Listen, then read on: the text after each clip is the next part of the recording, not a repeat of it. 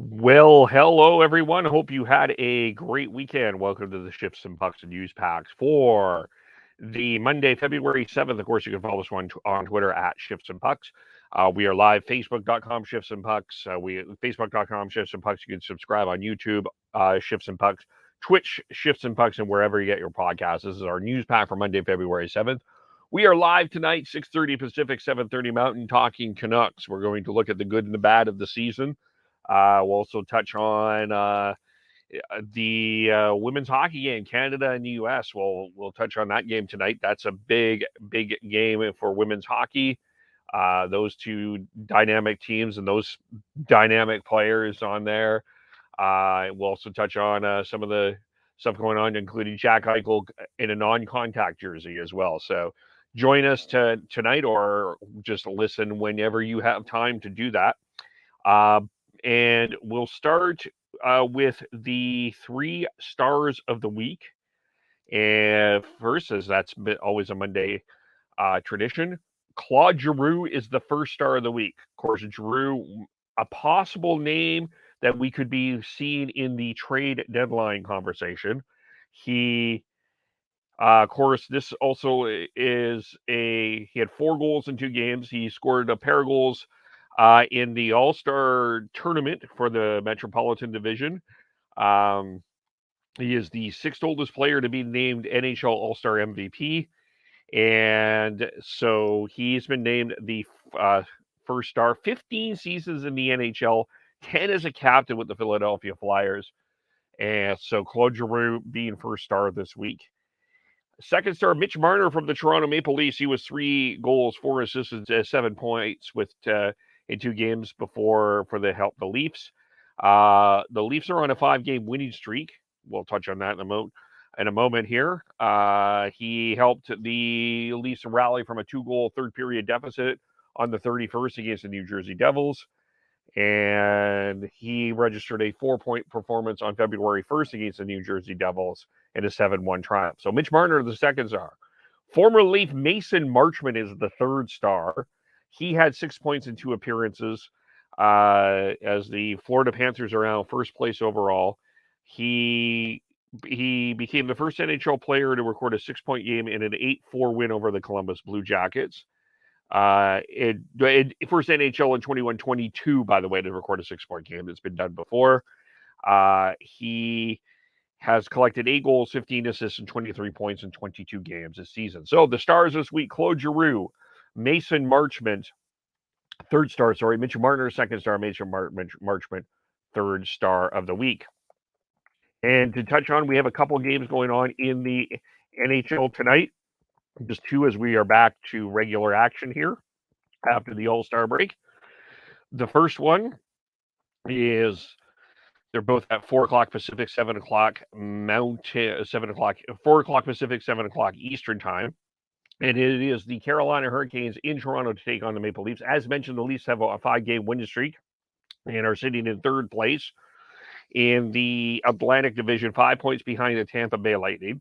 All of those teams have won 7 of their last 10, so the Leafs at this point are keeping pace, really, with everything. Carolina is tied with the Rangers, but with 5 games in hand with 64 points, 31-9-2, and on a 4-game winning streak. And the other game today is the New Jersey Devils without Jack Hughes. We'll touch on that in a moment, taking on the Ottawa Senators. Devils come in on a 6-game losing streak, 15-25-5. The Senators come in on a 4-4-2, 14-22-4 for 32 points. So those are the only 2 games in the National Hockey League today. The Hurricanes taking on the Leafs and the Devils taking on the Ottawa Senators. Jack Eichel, we talked about this a little bit. We'll get into this. But he is now practicing with the Golden Knights wearing a full contact jersey. So, of course, he's acquired back in November from the Buffalo Sabres. He had this replacement surgery November 12th. He has been practicing since January 11th, but out of contact drills. He skated on the line today with Nolan Patrick and Michael Amadio. So It's now we are appearing to be getting a little bit closer to the Jack Eichel debut with the Vegas Golden Knights. Some were expecting him to possibly be an appearance at All-Star Weekend this weekend in Vegas, but that did not happen. But Jack Eichel, closer and closer, coming back with the Golden Knights. Some COVID protocol news. Of course, we've got Jack Hughes, we mentioned, is out with COVID protocol. Quinn Hughes will miss the next 3 games for the Vancouver Canucks. He's been placed on COVID protocol, as well as Pittsburgh Penguins center Evgeny Malkin. He's also been placed in the protocol. Doubtful to play against the Bruins tomorrow night. There as well.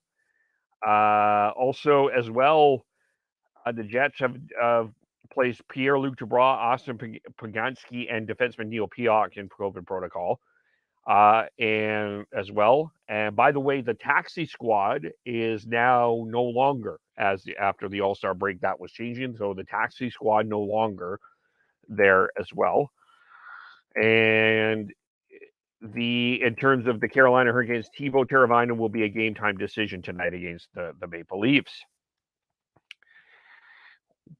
The draft.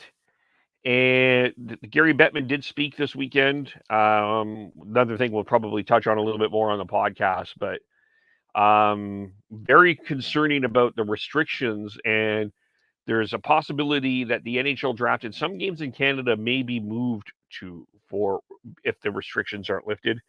Bettman said, and I'm using this as a quote from NHL.com, if in fact the current restrictions remain in place, not only can't we have fans, I don't think we can have all the NHL club personnel we need to conduct a draft. And if the restrictions are still in place, we're going to have to consider going somewhere else with the draft other than conducting in Montreal. But hopefully the restrictions and COVID impact will be eased by then. And the commissioner also said that the NHL would consider permitting its 7 Canadian-based teams, the Flames, Oilers, Canadiens, Senators, Maple Leafs, and Canucks and Jets, to move home games if extended restrictions remain in place. So that's something to also watch out for as we go forward here.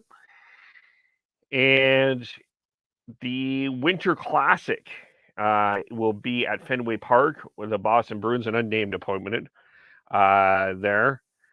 The Carolina Hurricanes will have an NHL be part of the NHL Stadium Series, but the Winter Classic will be played on January 1st, or typically is played January 1st. Was not announced nor was the opponent, but the Winter Classic is at Fenway Park in Boston this year.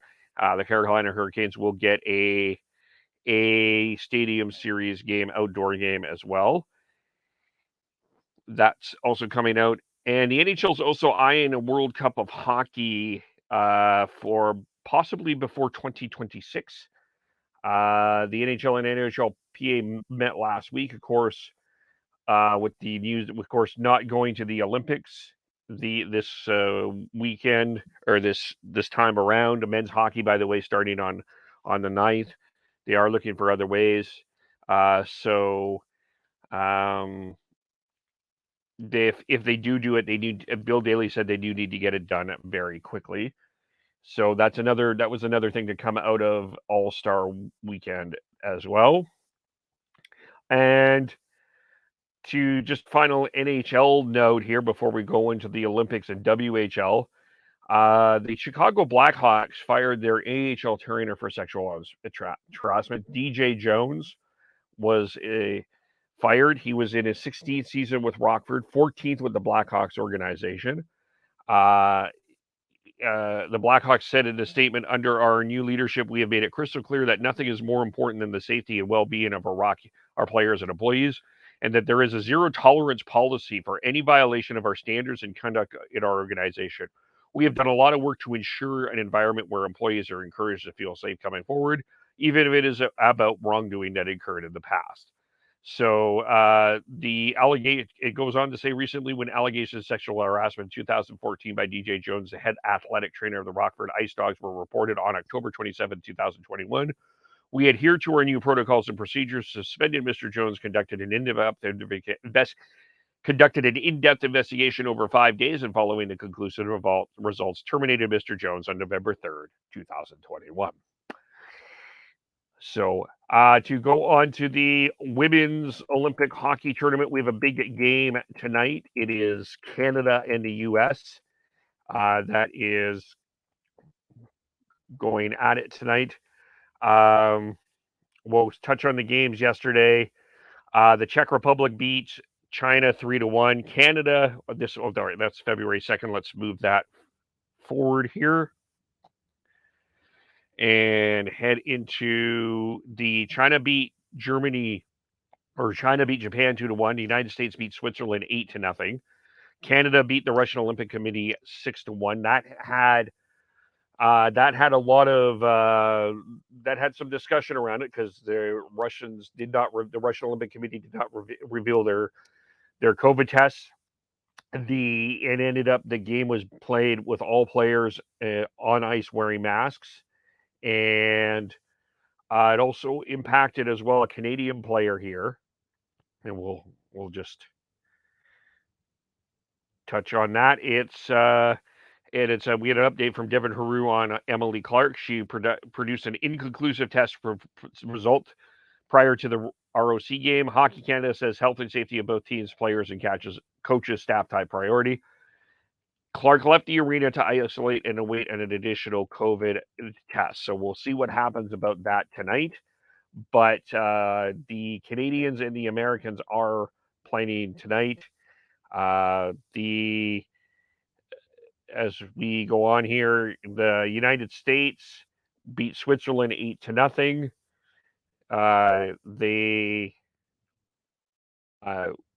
They've won all three of their games going into this. They beat the Swiss 8-0, and they beat the Russian Olympic Committee 5-0, and then 5-2 over Finland as well.